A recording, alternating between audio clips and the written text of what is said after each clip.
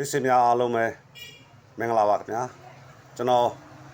ဗီဒီယိုတွေမတင်ပြတာလဲတော်တော်လေးကြာသွားပြီဖြစ်ပါတယ်ဒီကနေ့မှာတော့မိတ်ဆွေတို့ဖုန်းဝင်လာလို့ရှိရင်ဗီဒီယို ringtone လေးတွေကိုဘယ်လိုထားရမလဲဆိုတော့မိတ်ဆွေတို့ကိုကျွန်တော်မျှဝေသွားမှာဖြစ်ပါတယ်ခင်ဗျာလိုအပ်တဲ့ application ကို Play Store မှာယူရမှာဖြစ်ပါတယ်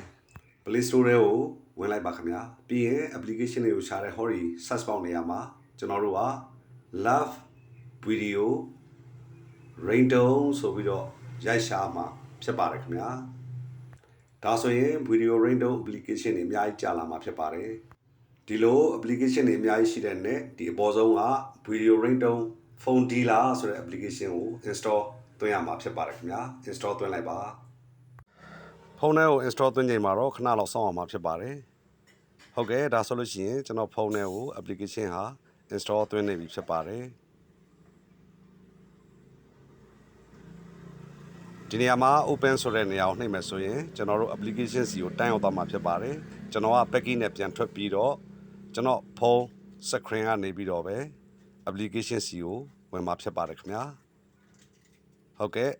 အခုဆိုရင်ကျွန်တော်ဖုန်းထဲမှာ application ရရောက်နေပြီဖြစ်ပါတယ် application ထဲကိုဝင်လိုက်ပါခင်ဗျာ application ထဲကိုဝင်ပြီးရင်ဒီပုံစံမျိုးတွေ့ရမှာဖြစ်ပါတယ်ဒီနေရာမှာကျွန်တော်တို့က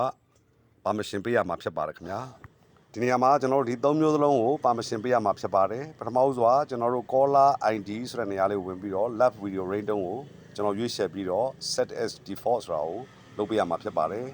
ပြီးရင် general permission ကို allow ခွင့်ပြုပေးရမှာဖြစ်ပါတယ်ပြီးရင်အောက်ဆုံးက show on lock screen ဆိုတဲ့နေရာလေးကိုဝင်လိုက်ပါခင်ဗျာဒီနေရာမှာအားလုံးမှန်ချက်နေရာတွေစိတ်နေဖို့လိုပါတယ်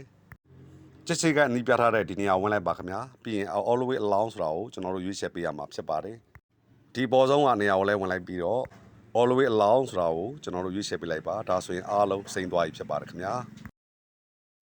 ပြီးရင်ဒီဘက်ကမြားနေရာနဲ့ပြန်ထွက်လို့ရပါတယ်ခင်ဗျာဟုတ်ကဲ့ဒီနေရာမှာဆိုရင်တော့ continue ကိုကျွန်တော်တို့ကဆက်ပြီးတော့နှိပ်ပေးရမှာဖြစ်ပါတယ် continue ကိုနှိပ်လိုက်ပါခင်ဗျာပြီးရင်ဒီ video camera ပုံလေးကိုဝင်ရမှာဖြစ်ပါတယ်ကိုဖုန်း gallery ထဲကဗီဒီယိုတွေကိုလည်းအသုံးပြုလို့ရတယ်လို့သူ application မှာပါတဲ့ဗီဒီယိုတွေကိုလည်းကျွန်တော်တို့အသုံးပြုလို့ရပါတယ်ကျွန်တော်ရွေးကြည့်လိုက်ပါဦးမခင်ဗျာမိတ်ဆွေတို့အနေနဲ့လည်းကိုနှစ်သက်တဲ့ပုံတွေကိုဗီဒီယိုတွေကိုရွေးချယ်ပြီးတော့ဗီဒီယို ringtone အနေနဲ့ထောက်လို့ရပါတယ်ကျွန်တော်ရွေးကြည့်လိုက်ပါဦးမယ်ဟုတ်ကဲ့ကျွန်တော်ဒီပုံလေးကိုရွေးချယ်လိုက်ပါတယ်ခင်ဗျာဖုန်းဝင်ကောဝင်လာရင်ကျွန်တော်တို့ကဒီ video ringtone အနေနဲ့ကိုရွေးချယ်ထားတဲ့ပုံလေးတွေဟုတ်ကဲ့ကိုနှစ်သက်ရာပုံကိုရွေးချယ်ပြီးရင်တော့ကျွန်တော်တို့ဒီနေရာမှာ set theme ဆိုပြီးတော့ရွေးချယ်ပေးရမှာဖြစ်ပါတယ်ခင်ဗျာဒီနေရာမှာ all content ဆိုတဲ့နေရာလေးကိုရွေးချယ်ရမှာဖြစ်ပါတယ်ဟုတ်ကဲ့ဒါဆိုရင်တော့ကျွန်တော်တို့အားလုံးလုပ်ပြီးသွားပြီဖြစ်ပါတယ်ဖုန်းဝင်လာမယ်ဆိုရင်ကျွန်တော်တို့ video ringtone လေးတွေအနေနဲ့ဝင်လာမှာဖြစ်ပါတယ်ခင်ဗျာဟုတ်ကဲ့ဒီနေ့ဖို့ video ringtone ကိုဘယ်လိုထားရမလဲဆိုတာဒီနေ့မျှဝေတင်ပြလိုက်ရပါတယ်ခင်ဗျာဗီဒီယိုကိုအဆုံးထိဝင်ရောက်ကြည့်ရှုတဲ့အတွက်ကြောင့်လည်းအထူးပဲကျေးဇူးတင်ပါတယ်အားလုံးပဲရှင်လန်းချမ်းမြေ့ကြပါစေခင်ဗျာ